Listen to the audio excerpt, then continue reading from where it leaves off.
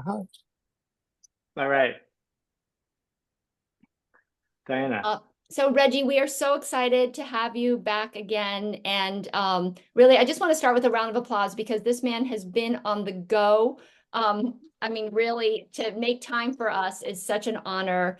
Um, Donalise, I know you were in Denver last week. Reggie was there. Maybe you got a chance to hear him. This, for those of you that don't know, it was a sold out, the annual Regenerative Investment Forum. I always forget the acronym, but RSFI. And yeah, so that is like one of the most important events in regeneration. Reggie was a keynote there.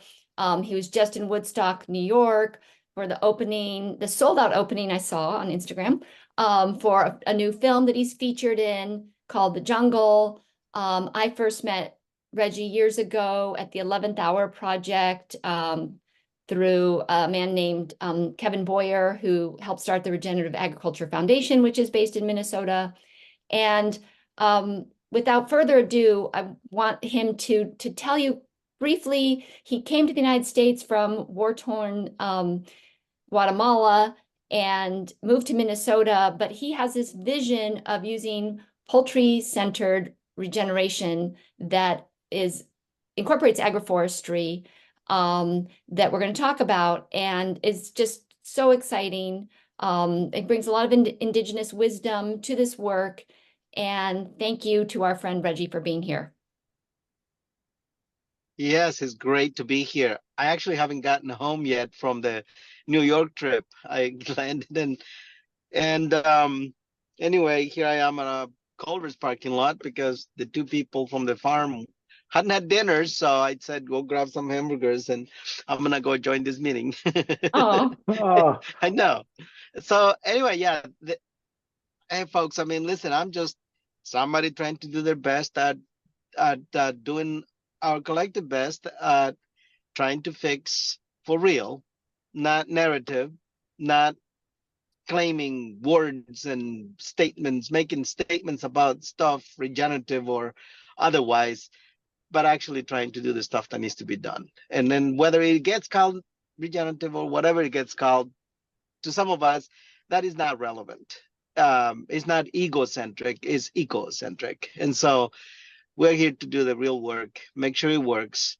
And then others who like to colonize things, we'll let them name it, discover it, name it, and then I am sure they're going to appropriate it too and exploit it eventually. But we'll see. Maybe we can set up systems to protect, indigenous, ancestral, traditional knowledge at this time in our history, since we have come so far and we have done things wrong and we know what they are and we know how to do them right. And it just behooves me why we don't correct those things we already so knowledgeable about. And one of the things that this recent film just blew my mind and opened me up to so much of this multi-generational trauma that we keep talking about is the fact that it was a struggle to keep the indigenous voices in there.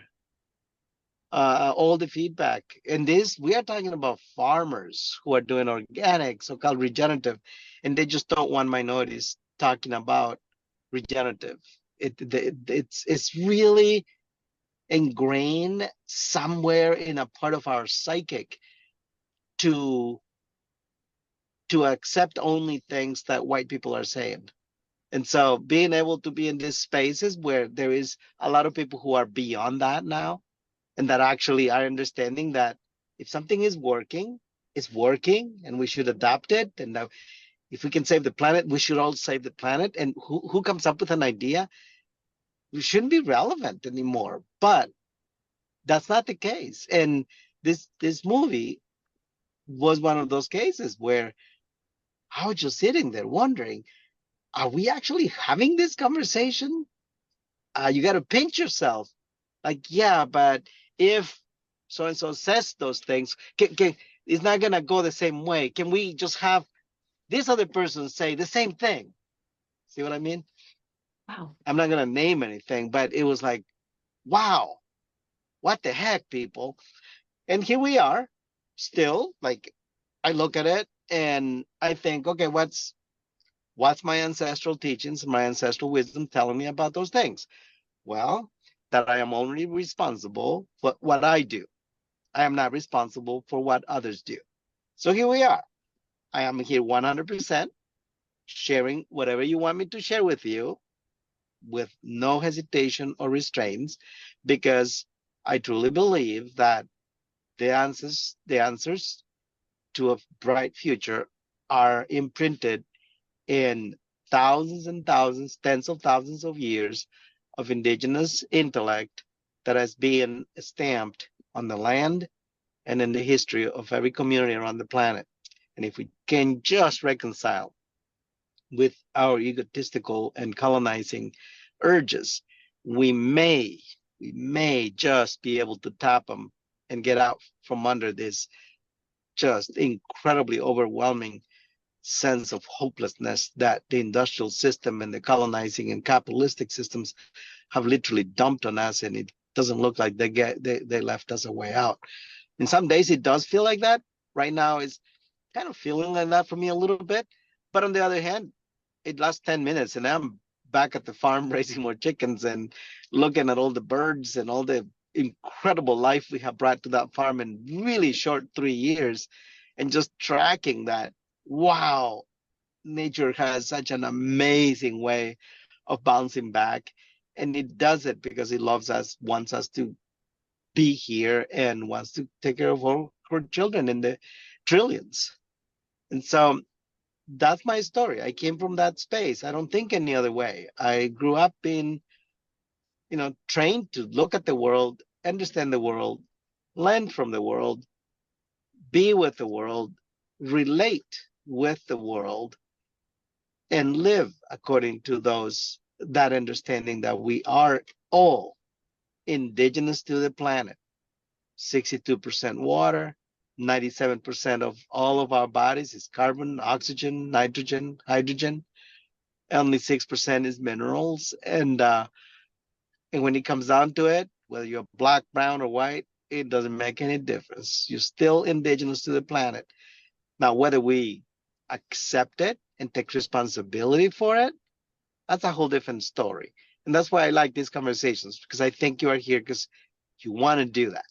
And to the extent that I can guide, help, mentor, happy to do that. And to the extent that I can learn from what you're doing, I mean, that have always been one of the main things for me too. It's like everybody has something to contribute. And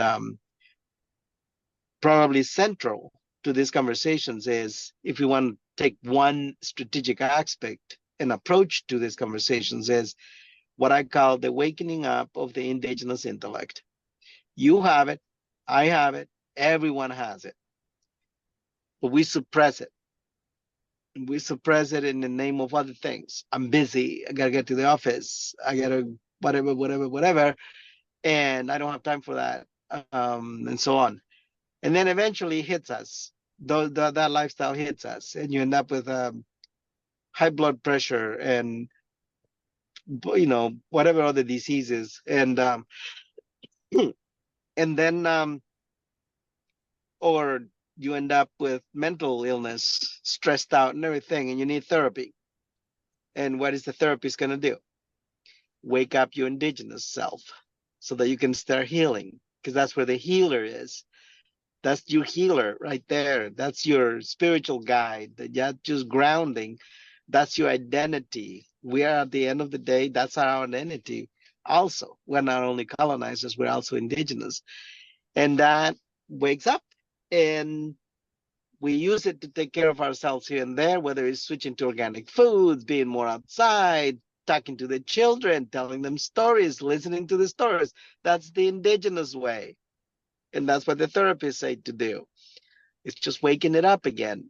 But we think of it like, okay, now I'm done. Now I'm better. Now I'm going back. It's like, why would you do that? Why not just live that way? And that's what I'm talking about. Wakening up the indigenous intellect so that we don't go back to the stuff that is killing us. And that includes putting chemicals in the ground, producing trash.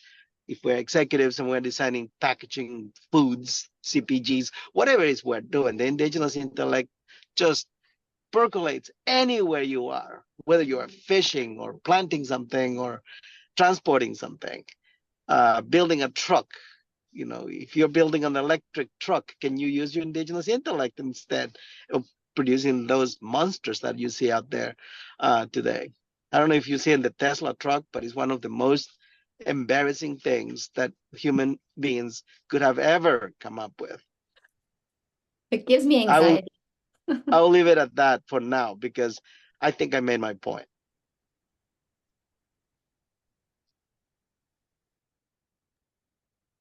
Wow. Reggie, thank you. Thank you so much for that introduction and for being so open and willing to just just share what you know and share your experience. I super appreciate it.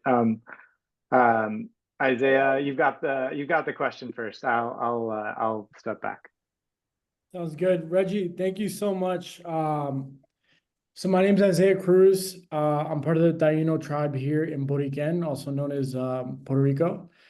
And just wanted to thank you for being you, for being, first off, a Guatemalteco in this space, but also someone who lies at the intersection of so many crucial paths. I mean, regenerative business, like innovative models, poultry, et cetera, et cetera. So thank you for paving the way.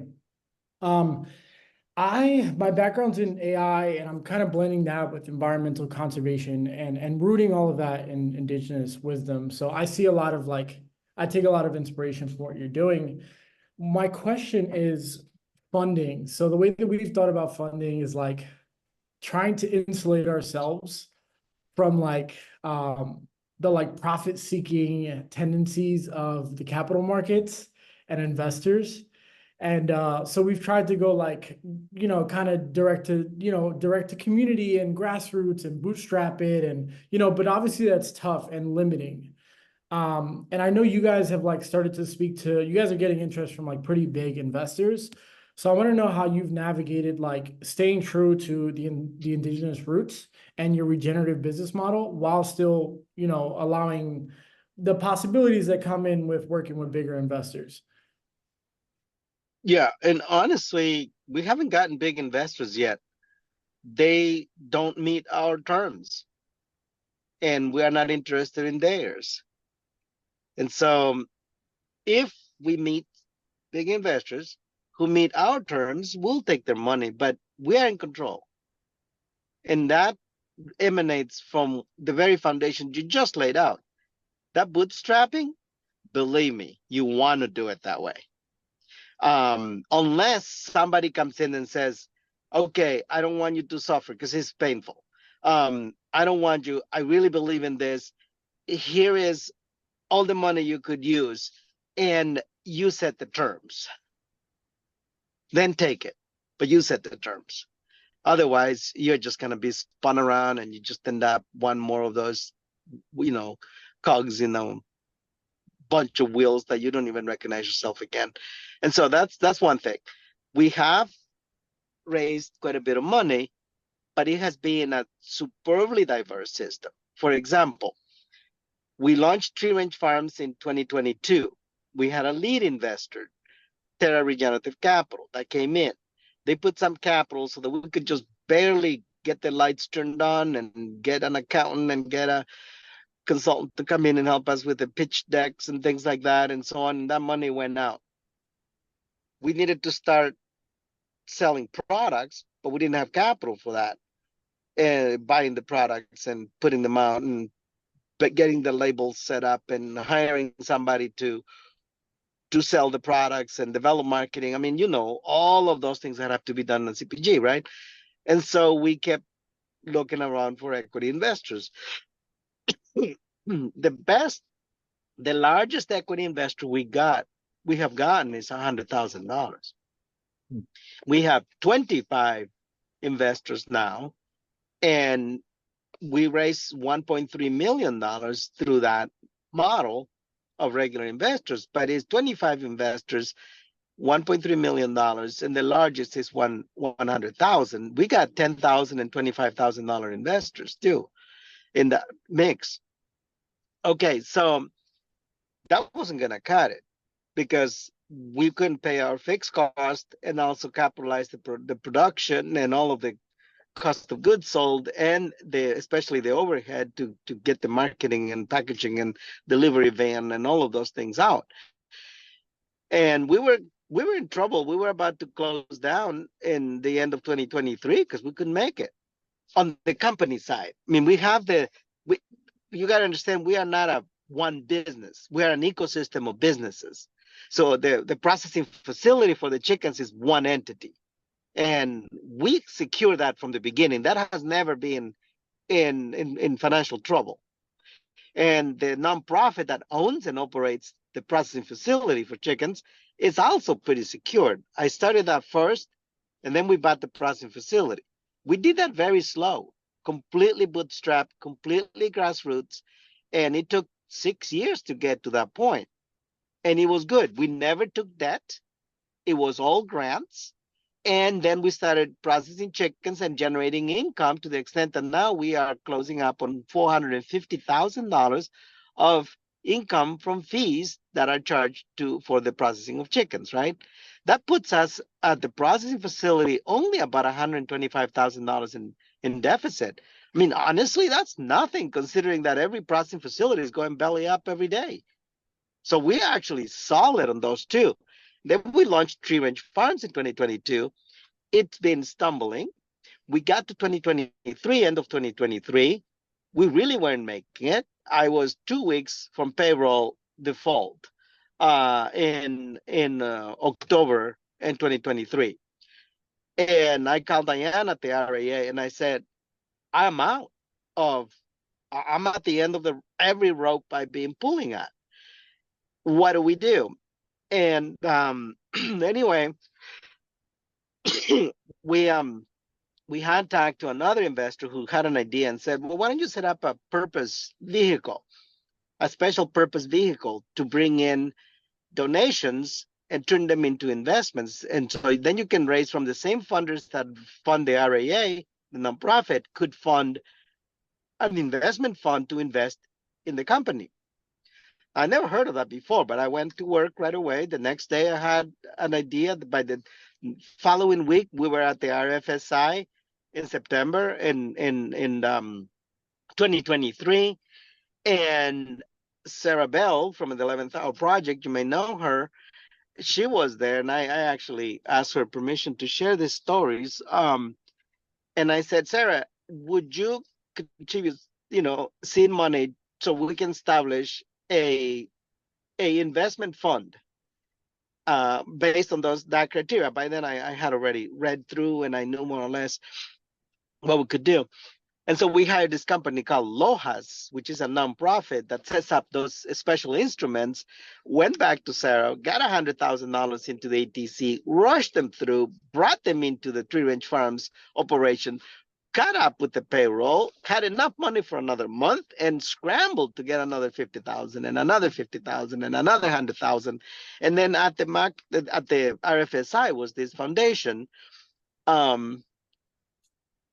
Okay, Katrina, thank you.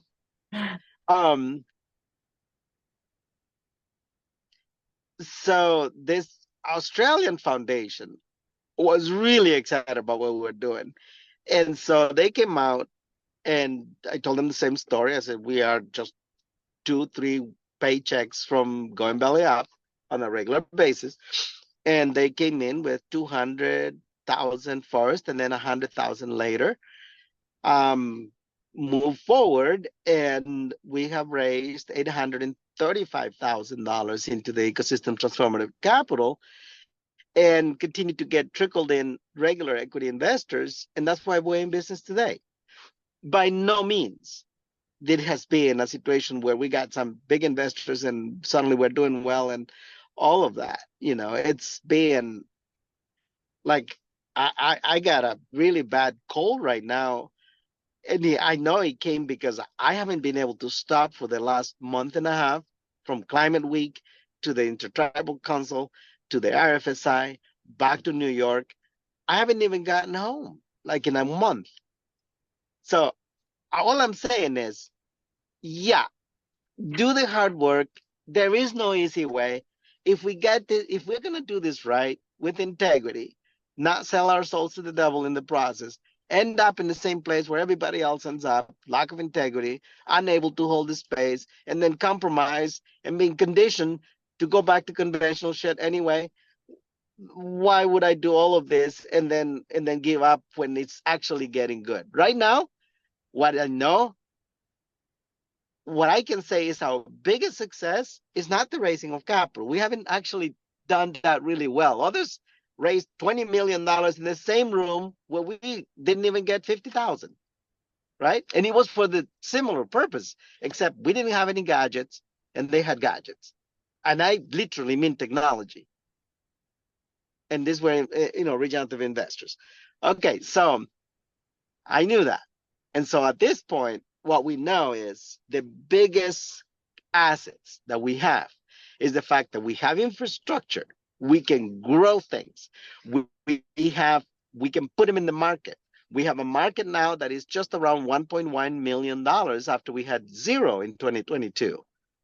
We have built this from the ground up. And if we keep doing that, it doesn't matter if it's slower than someone else with more money, because we watched everybody with, okay, so one company, $165 million out of New York, went belly up anyway, doing chickens. Another one with about $200 million of investment down south, doing chickens, not conventional according to them, went belly up. Another company just south of us here in Iowa just went belly up 2 weeks ago and left all of the farmers hanging out to dry. Okay, what's the point of growing that fast if it doesn't work anyway? If you want to do conventional stuff, don't come into this space, right? Just do it conventionally and play the game and do it that way, because doing it this other way requires that we change everything, from how we use capital, where it comes from, the terms that it comes from, even the amounts, and then how we use it so that we can establish our capacity to button up and to strengthen our positions. I think the biggest success story for us, again, is not the capital, but the infrastructure and the fact that we have a lot of people now involved. And now we could potentially, not quite yet, but I think that in a couple more years, because of our annual assemblies that we have and building up that consciousness, which is the hardest thing to do. I mean, raising the chickens was nothing.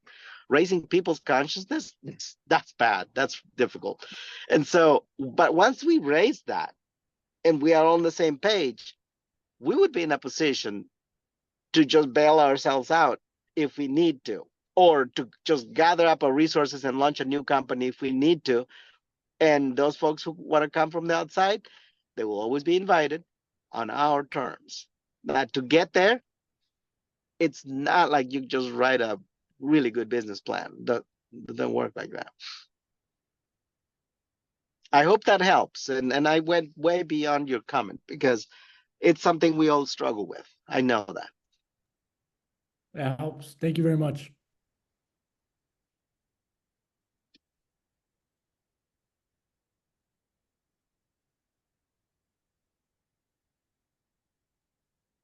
Other questions for Reggie? Anything, any questions you have are welcome.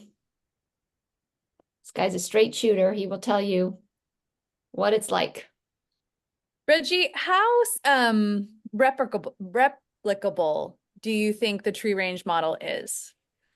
Like, is this something that you're ready and already, as you're building out your network where you are, ready to amplify in other geographies? Yes, and we have prototyped the. Wait. So hold on. Yeah, no, it's no. You can come in. Enter. Solo que no muy. Sorry, they didn't know I was in a meeting. So here's the thing. We have already tested the replication. So scalability and replication. Let's just first define how we approach this so that it is grassroots based, so that it is resilient, so that it's got all of these regenerative principles and traits and structures and so on that we talk about. Okay, so way back, we decided we're going to have this inverted T structured to the economics and the social. The horizontal line is the people and the economy, right? So the economic structure and governance, which is the people, have to be horizontal. Everybody's got to participate. You got to structure it, of course, and you got to have mechanisms and all of that. But we, happily for us, we know perfectly well how indigenous communities did it for like over 100,000 years. So that's not news. The vertical part is what we didn't have before the Industrial Revolution and the colonial system. That's the way industry structured control of everything from the farm to the table. Now, we still got to have that vertical integration. But if you have horizontal ownership and governance and control, then it's just mechanical integration. And that doesn't hurt anybody.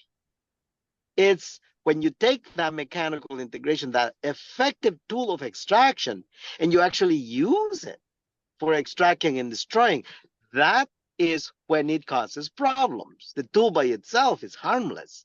It's like a hammer. You can nail a nail on a table, or you can whack somebody in the head. I mean, but the hammer is still the hammer. That is where we went wrong, right?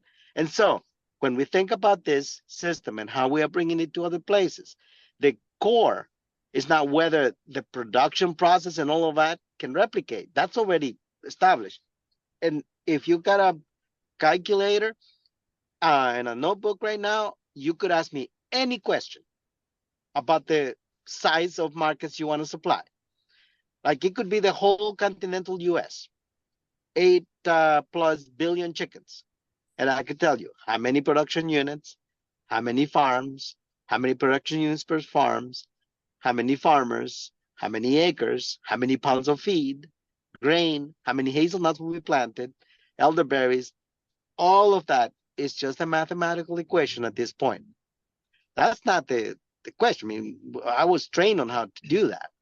The question is, can we do that in a way that holds the integrity of the ownership and control, horizontal part? And that requires that when we go to a new space, instead of thinking, can we produce enough chickens? Are we ready to take back the system and then populate it with chickens as a way to change the way things work and the flow of ideas and capital and power and governance? That's the most important question. Now, we have also structured how to do that. So at the end of the day, our scalability, it isn't going to happen because we launch large operations, but because we replicate the small operations to assemble large-scale systems. And to the extent that all of these things I am saying are finding their resonance with someone in a community who's same as us, sick and tired of this screwing around, trying to fix the system that doesn't want to be fixed and will not fix anyway, and just wants to build one new altogether and just stop screwing around with it, to the extent that we can find that kind of energy, then we take off. And so we can transfer, at this point, we can transfer the processes, the training. We can train teams anywhere. We have trained a team in Pine Ridge. They already deployed our system. In San Miguel de Allende in Mexico, they also did the same. Up in the highlands of Guatemala, there's 126 farms now that are supplying whole regions, school districts now, with eggs from our system.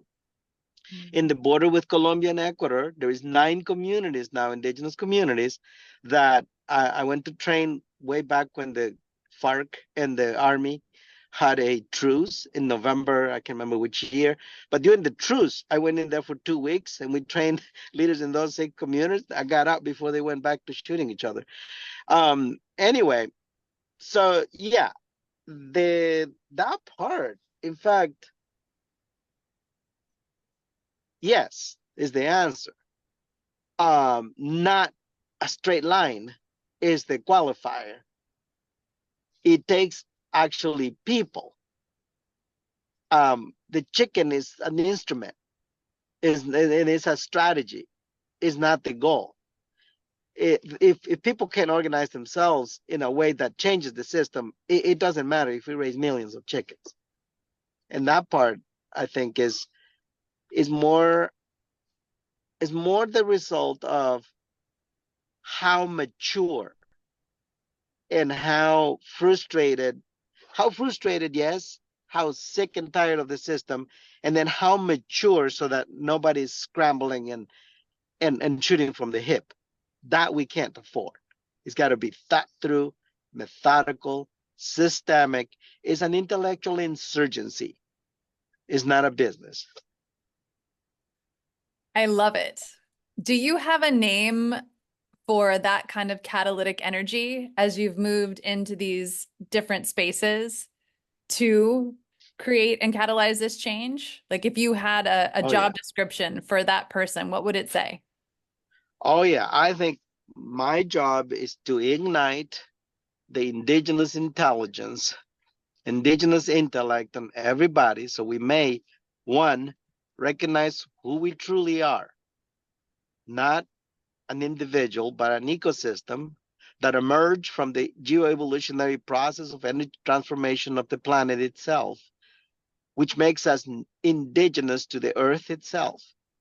And that as such, we deserve the right to be the maximum expression that we were inherited as a birthright, which has been stolen in the name of food, progress, and education, and that we have the right to reclaim that. My job is to reignite that indigenous intellect that allows us to see through that and to engage that capacity, which allows us to see the other 95% of possibilities that we are blocked from when we are indoctrinated and domesticated into colonizing extractive systems. I think that is the job description, and the job is the ignition of that intellectual indigenous intellect.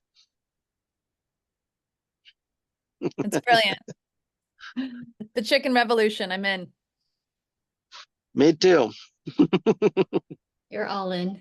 Well, Reggie, we don't have much time, and we want to honor want to get you out of the parking lot and get your hamburger eaten and get you home. So, do you have any final words of advice for people who are just starting their regenerative journey? Anything? I mean, you've said a lot about maintaining your integrity, but there are a couple of, we're all trying to enter this realm of regeneration from a different starting point. And you've been around for a while now in this space. Any places where you see particular opportunity that people getting started might want to gravitate to? Do you want me to section those out, or are you thinking specifically about like internships and places to go practice and things like that? Well, it could be practical, or it could also be, this has been a pretty philosophical discussion. It could also be philosophical. It's up to you. What you think, young regenerators need to know. What's like a good piece of advice for someone? Okay, that helps. Yeah, one piece of advice. Throw away the word regenerative. Just live that way and let it happen. Don't get hung up on the word. That's the first piece of advice. Number two, if you feel the urge to define it and other people around you are having the urge to define it, I mean, give them something to smoke or knock them out until the urge goes away. Defining regenerative is not going to make it any better if the people in the space are not interested in changing to live that way. And the problem with that is that when you are in that situation, you will define it according to your narrow, myopic view, and that it will be from there forward. Four, in the ancestral way that things happen, and this Einstein actually repeated this in his so many amazing words of wisdom, and chiefs all across the world have said it. Everything happens because you think about it, you articulate it, and then others go and get it done from a stoplight, to your phone, to your chair, to a truck. That's how everything came to be. And so once you have a clear sense of what your destination is in this regenerative journey, then just go and break it down to where you are right now and break down the steps that it's going to take for you to arrive there. We have another piece of words of wisdom that are critical in this case, and that is, if you don't know where you're going, every bus takes you there. And so defining that destination is central. If what you want to do is farm, then that farm is the destination. And if it's going to be regenerative in the context of understanding, right? So if you, in your mind, it's, I want to do something that is in alignment with the biophysics and the chemistry of the plant. Let's not call it regenerative. We just call it aligned, right? If it's aligned, it isn't going to have chemical inputs. It isn't going to have all the stuff that is imposed by the industry on us, because all what a farm needs, and you can come and learn that on my farm, is free. It's the sun, it's the photons, it's the CO2 in the air, it's the ammonia, it's the stuff in the ground, it's the liquid carbon that plants put right into the space below, is the nitrogen fixing corn that doesn't need nitrogen inputs. All the answers are right there. And so define if a farm is then that destination point, like in my case, that's one of my destinations, and I really work my whole life to get to it, then make sure you describe that exactly as you would like that destination to look like. So in other words, define success before you start the path, the process.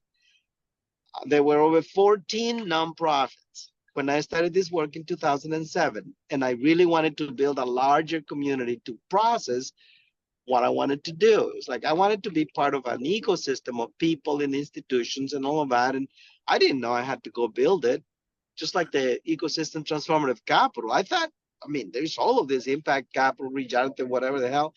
And I thought, well, all the money's already out there. All I got to do them is show them my absolutely masterpiece. Well, it didn't count, right? The same thing happened with those organizations. And the question I ask, and this is the question you got to ask yourself, is when I have succeeded, what does it look like? But make sure that it is actually detailed and accurate to the extent that you can see the future. You asked me that question. I asked it on others, and I expected it to be asked of me in the sense of accountability. And so somebody asked me, what does the poultry system, the poultry-centered regenerative agriculture system looks like when you have succeeded? I said, there are multiple levels of success, but there is one that matters when it tips over. And that's at 5% of the total market of chickens in the United States.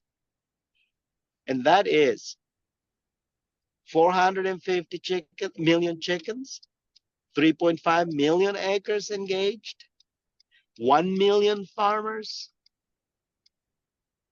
and 10 regions across the country with grain production under alley cropping systems, with grain elevators, farmers growing the poultry processing, all of it collectively owned, managed, and governed, supplying a single national brand that we all own together at $7.5 billion.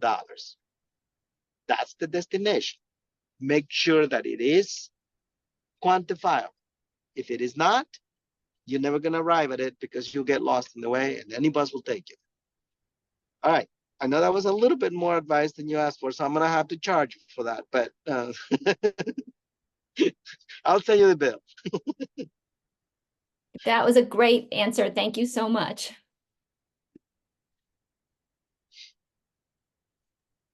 I have one question, Reggie, for you. Actually, I have like 50, but I'm just going to narrow it down to one. Thank you, by the way, for everything today.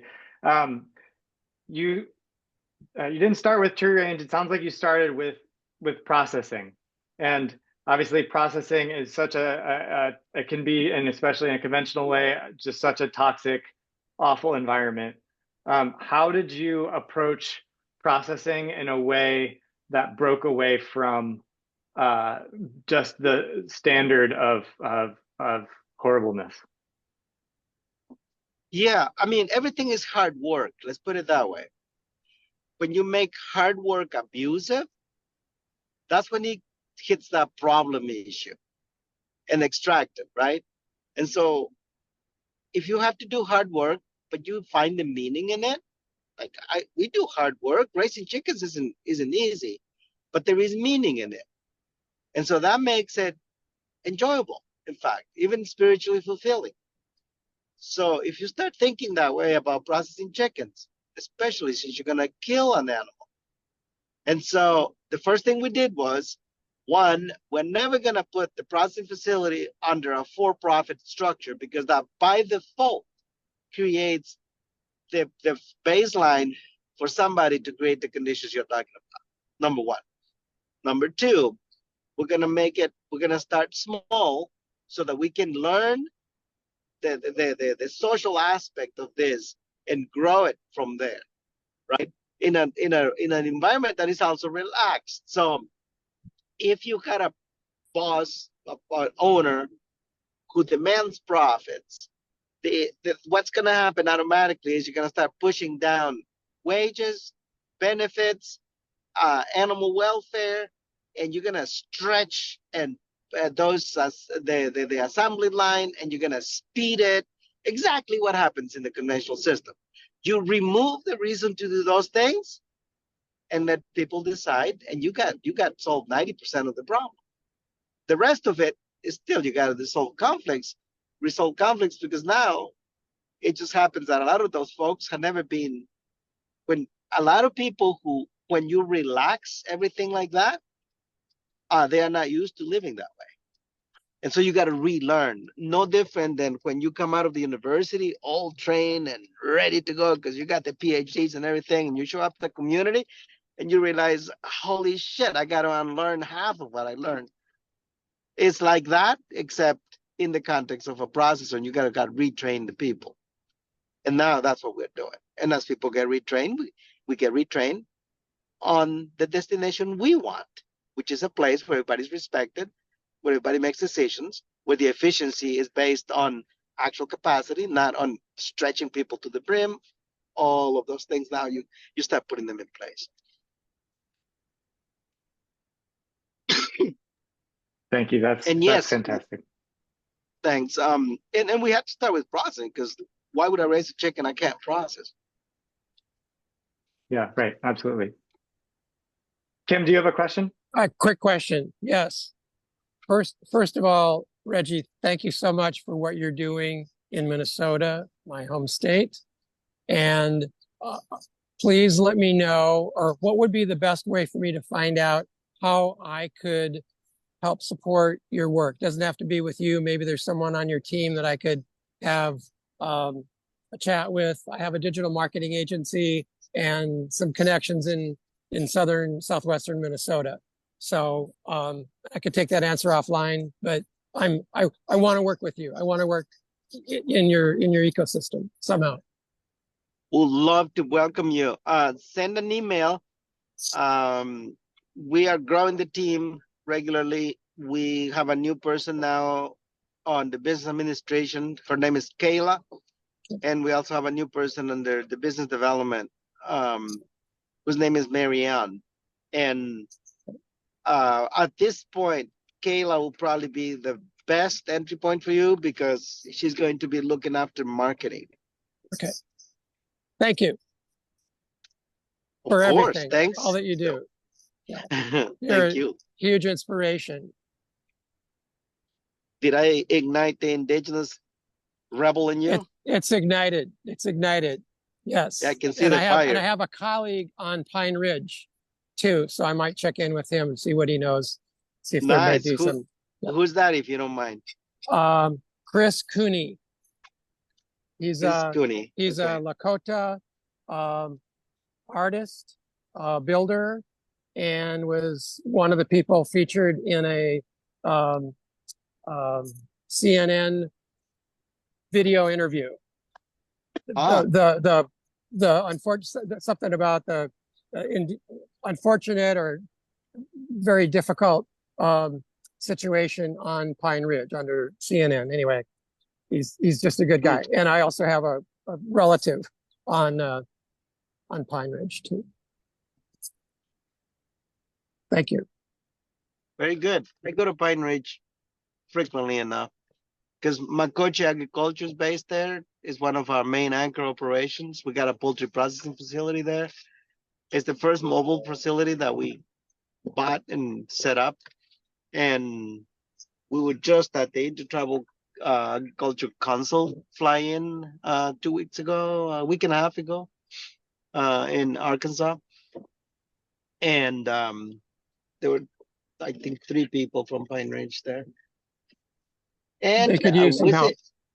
Yeah, Wisipan from the Rosebud was just he was part of the jungle documentary too. So we're gonna keep circling the wagons here and bringing this together, consolidating this larger and larger community, establishing those solid rings of connection so that everybody knows when they lift a little bit, everybody gets some weight lifted off of their side so they can lift again and again and again. And like, I think we're going to win. I have no doubt of that.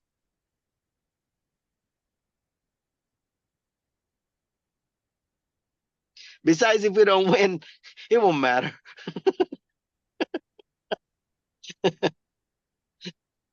We're going to win. And next time we talk, I think you're going to have those hazelnuts online.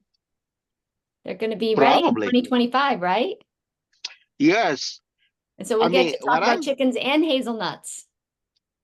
exactly. I know your group is all over the place geographically, but I mean, honestly, if you really want to, I mean, if your indigenous insurgent is on fire, bringing them out here because we can build a real bonfire with a lot of this energy. And I think once people have come out here and experienced, I'm not saying that you are not committed for life to this thing, but whenever anybody has had any doubts, coming here, flip them. It didn't matter that we had a fellow who was a Trump supporter, conventional corn grower, Republican, everything. But he came out because he was kind of cajoling to come. So I could see he was not very happy, right? So when he came, I greeted him first. I knew he was coming and I knew who he was. Greeted him, and I brought him over to our ancestral mound, prayer mound. And I just said, I'd like to welcome you to the energy of this space.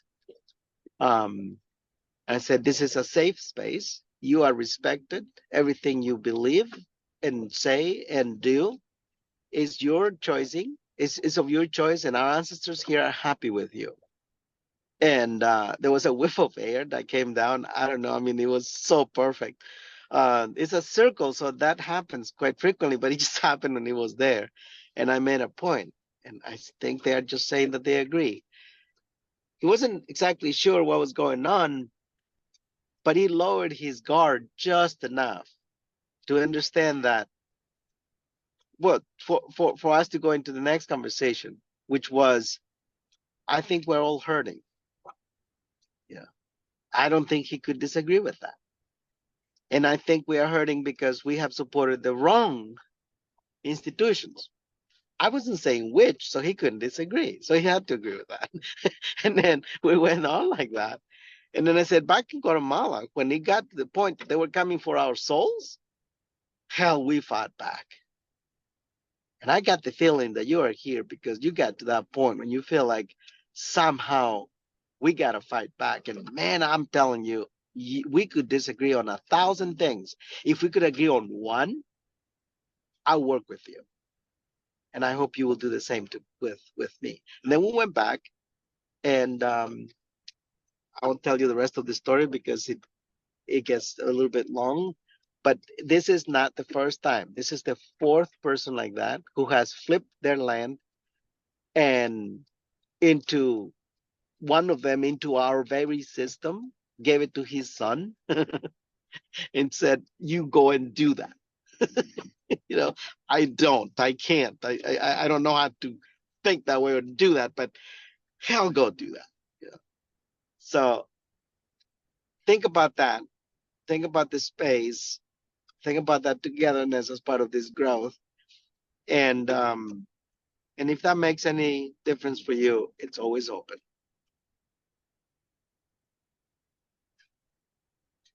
Thank you so much, Reggie. And once again, we're so honored that you made the time for our small group. But as you know, at Soil Centric, we go deep with people, and our ambassador program, we have a small cohort every year, but we really try and think things through and have a variety of experiences for people. So it means a lot to us that you've made the time. It's, you know, we're not about scale, we're about commitment, and we're about impact, and we're about like getting people in this work for life. And your presence helps ignite that and helps deepen people's commitment to this work. So thank you so much. Thank you. You guys are going to go on and do a lot of work, I hope, and that's what matters. And if what I say helps with that, hey, I mean, that's a very little thing I'm doing. All right. Well, Okay. thank you, everyone. I'm going to stop the recording here and just say thank you again for everyone and everyone's participation. And Reggie for what Diana just said. So I just want to say thank you and good night, and we'll see you the next time. And get home safely. Will do. I'm only 4 minutes away. Okay. Okay, good. Bye-bye. All right, Bye-bye. good night.